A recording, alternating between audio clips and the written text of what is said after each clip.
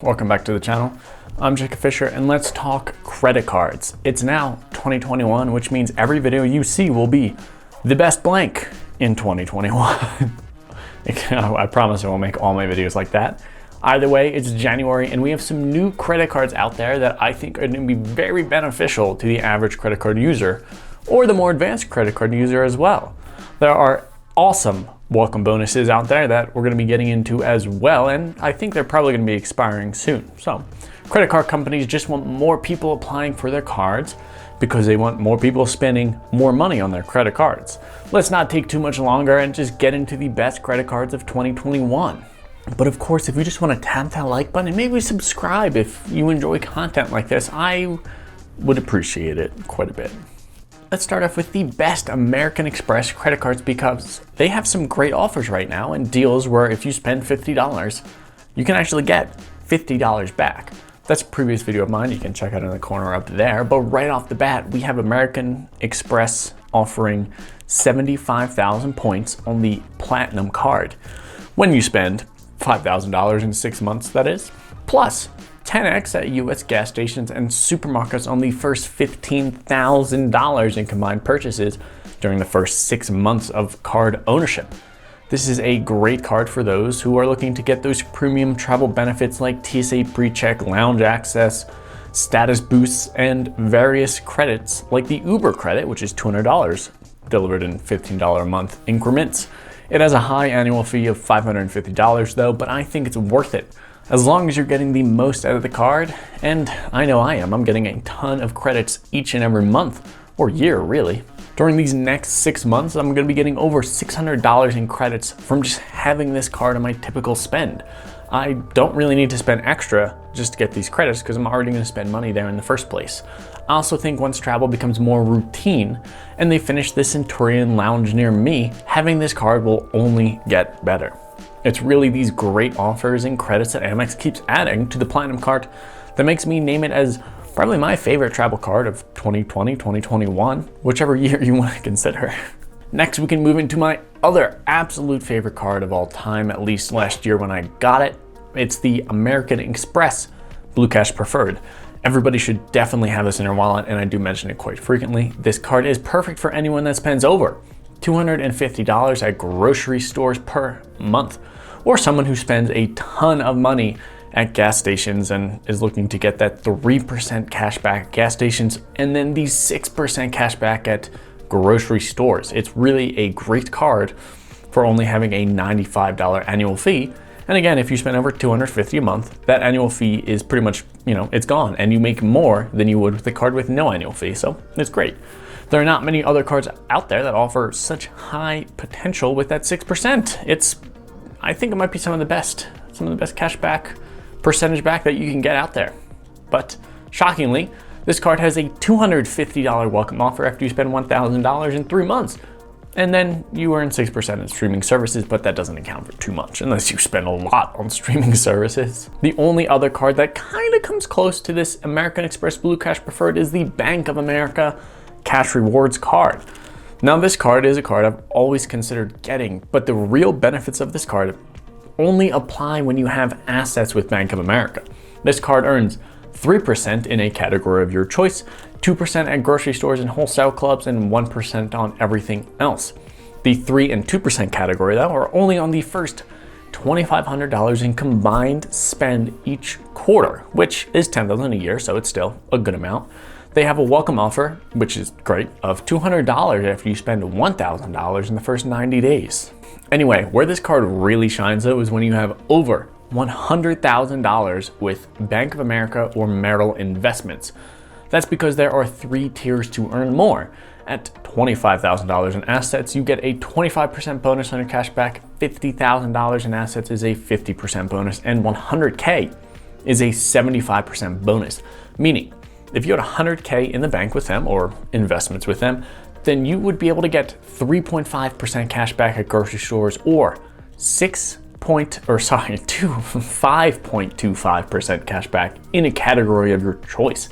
If you can hit their requirements, then I think this card is definitely worth it. Moving into the next best credit card, we have the Chase Freedom Unlimited, which I think beats out other base 1.5% cashback cards because at least For the foreseeable future, you will earn 5% on travel purchases through Chase, 3% on dining in drugstores, then 1.5% on everything else. You can always get one of the other cards for 1.5% on anything else, but Chase allows you to transfer these cashback points into Sapphire points, where you can transfer them out to travel partners, which is why I think the Freedom Unlimited is one of the better cards out there for that unlimited 1.5% cash back.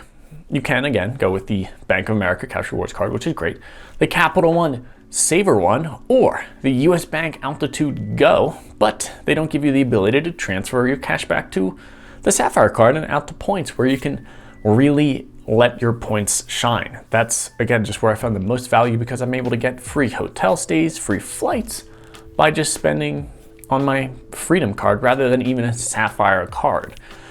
It also has a welcome offer of $200 after you spend $500 on purchases in the first 3 months. That's like almost a 50%, benefit. Speaking of the US Altitude Go, I think that would be a fantastic card for someone who is looking for a high cashback card, but it seems to be notoriously difficult to get approved for. But again, if you can get this card, you can get 4x on dining, 2x at grocery stores, and then 1x on everything else. It is a welcome offer of 25,000 bonus points after you spend $1,000 in the first 90 days. It also has a $15 annual streaming credit and no annual fee. So essentially they're giving you $15 for free. I don't really understand how they're able to do that. And then the points are worth, because it's not straight cash back, it's points. Their points are worth 0.01 cents when redeemed for cash back, which is better than the Amex Platinum, unless you have the Schwab one. You do need a US bank account with them to receive that cash back as actual cash back though, otherwise it could just be a statement credit. For the last base card, where they're not co-branded, which we're getting into in a little bit, we have the Citi Double Cash. This is just a great card. It doesn't have a welcome offer though, but you get 2% cash back on everything, 1% when you purchase a thing, and then 1% when you pay your statement credit, which is something you should always be doing. And then you just get 2% cash back all the time, which is very nice. Now, let's just get into the best co-branded credit cards out there, and this will change based on your preferred travel partner. But for me, it's Southwest and Hyatt. United and Marriott and American Airlines and Delta are all other great options, and I'll be mentioning some of them. But again, Hyatt and Southwest, I think you get the most value out of your points when you use them. The Southwest Priority Card is the best Southwest card, despite its $149 annual fee, because they offer you a $75 annual travel credit, bringing the effective annual fee down to $74. That's pretty much the same annual fee as the base or plus credit card that they say. That is an annual fee of $69. You can get 4 upgrade boardings with this higher level card, 20% cash back on in-flight drinks and Wi-Fi, 5x on Southwest purchases until 3/31/2021, and then 2x on all other Southwest purchases, at least under normal circumstances. The best bonus of this card is the 80,000 bonus points that count for the coveted Companion Pass, something I kind of missed when I got my Southwest card last year. United has 2 credit cards, but the best one in my eyes is the United Explorer that gives you 40,000 bonus points when you spend $2,000 in the first 3 months. You earn 2 miles at United dining and hotels when booked directly with a hotel. This card is better than the other ones because it has 2 United Club one-time passes. Free first checked bag, you wouldn't need that on Southwest. Priority boarding and $100 credit for TSA for just $95 a year, which, it kind of makes up for itself. The Hyatt credit card offers 25,000 bonus points after you spend $3,000 in the first 3 months, and then another 25,000 bonus points after you spend $6,000 in total within the first 6 months. You earn 9 points on Hyatt. That's quite a lot, but you're not really spending that much at Hyatt, right? 2 points for getting around, dining out, taking off, and staying healthy, which is kind of a fun way to call it 2 points for gym and travel.